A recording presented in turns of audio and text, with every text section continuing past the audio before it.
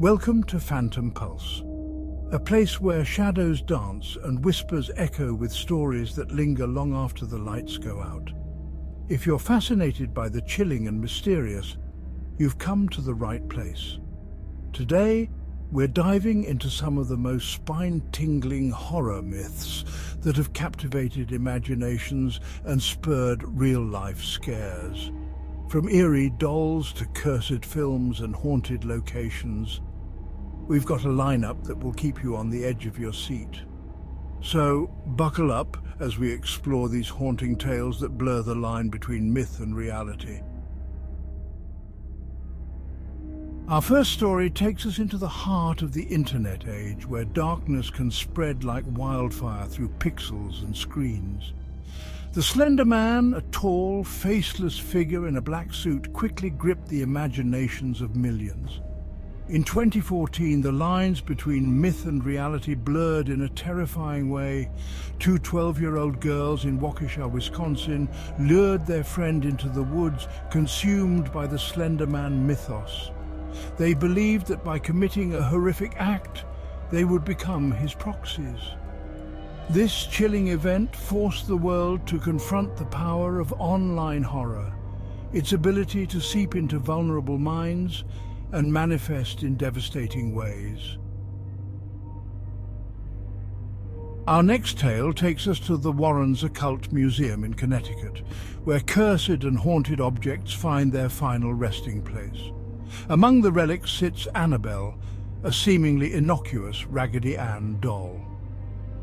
Annabelle's story begins in the 1970s, a nursing student receiving her as a gift, unaware of the darkness within.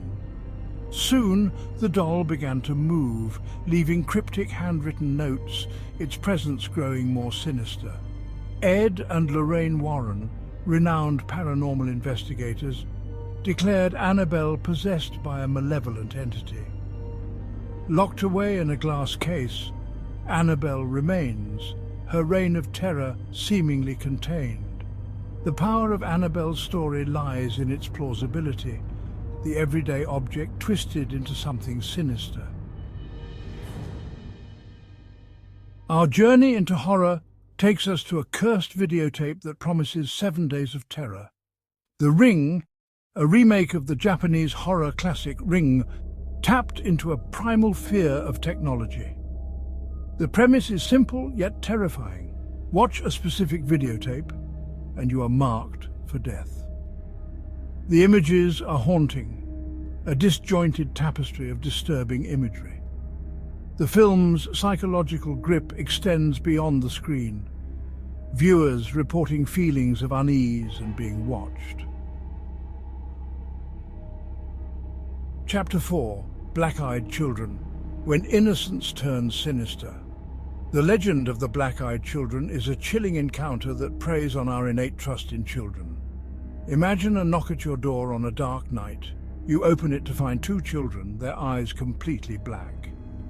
Witnesses describe an overwhelming sense of dread, a feeling of wrongness so profound that it chills them to their core.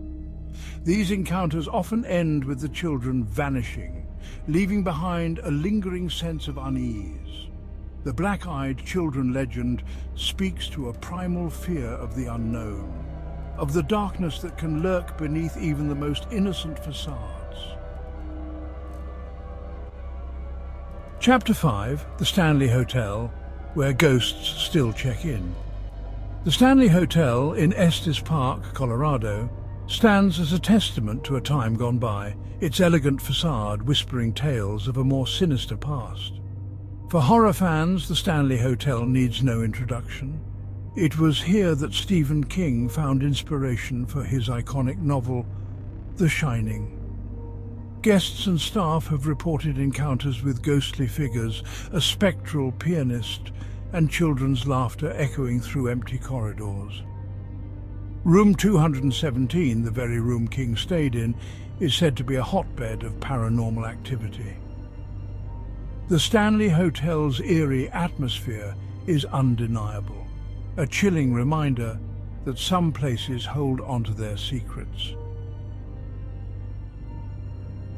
Chapter 6: the man who inspired slashers, Ed Gein's House of Horrors. Ed Gein, a name synonymous with depravity, shocked the world with his gruesome acts. Gein was a recluse, living in a dilapidated farmhouse in Plainfield, Wisconsin. His crimes were a grotesque blend of necrophilia, cannibalism, and grave robbing.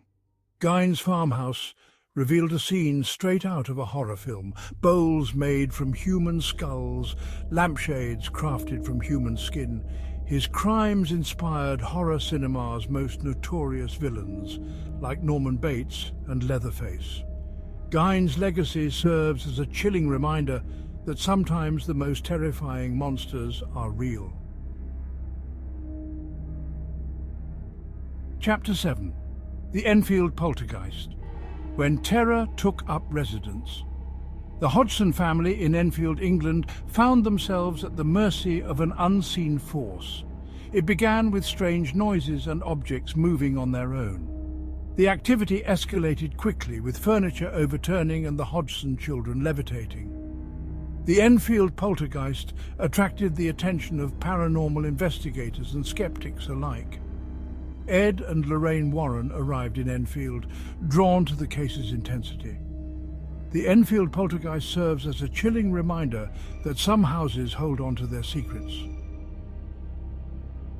Chapter 8. Charlie Charlie, the game that summons darkness. The Charlie Charlie Challenge, a seemingly harmless game, tapped into a primal fear of the unknown. The ritual is simple: 2 pencils placed across each other on a piece of paper, the words yes and no written in each quadrant. Participants summon a spirit named Charlie, asking questions and watching as the pencil moves on its own. Reports surfaced of participants experiencing strange phenomena, objects moving on their own, and disembodied voices. Chapter 9. The Vanishing Hitchhiker, a Phantom Ride into the Unknown. The legend of the Vanishing Hitchhiker is a staple of folklore, a story told and retold around campfires. The premise is simple: a driver, alone on a dark road, encounters a lone hitchhiker. They offer a ride, only to have their passenger vanish into thin air. One famous variation involves a young woman in a white dress who vanishes as the car approaches her destination. The Vanishing Hitchhiker legend taps into our primal fear of the unknown, of the strangers we encounter on the road.